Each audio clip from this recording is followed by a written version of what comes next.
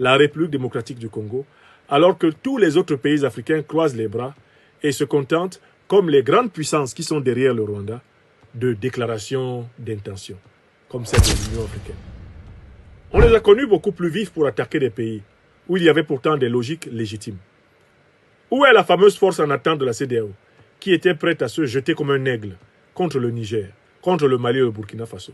M. Ouattara Draman, où est-il avec son fameux bataillon de 1200 qu'il voulait lancer à l'assaut de Niamey pour plaire au néocolonialisme français, mais qu'il les envoie maintenant là-bas?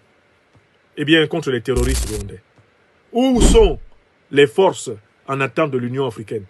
Où est la SADC, l'organisation politique régionale? Où est la CEMAC?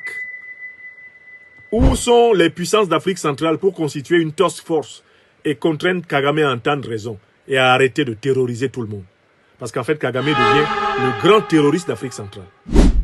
Il devient le grand terroriste d'Afrique australe. À cause du soutien qu'il a de la part des puissances impérialistes, Kagame se met à faire trembler tout le monde maintenant. Et les gens ne se rendent pas compte qu'il faut apporter une réponse collective à Kagame. Une réponse collective à Kagame, exactement comme la Tanzanie et l'Ouganda, pardon, la Tanzanie et le Kenya, si je ne m'abuse, eh bien, imposèrent une réponse collective à un moment donné à l'Ouganda, de Idi Amin. Il faut quand même arrêter de se laisser terroriser par ce type.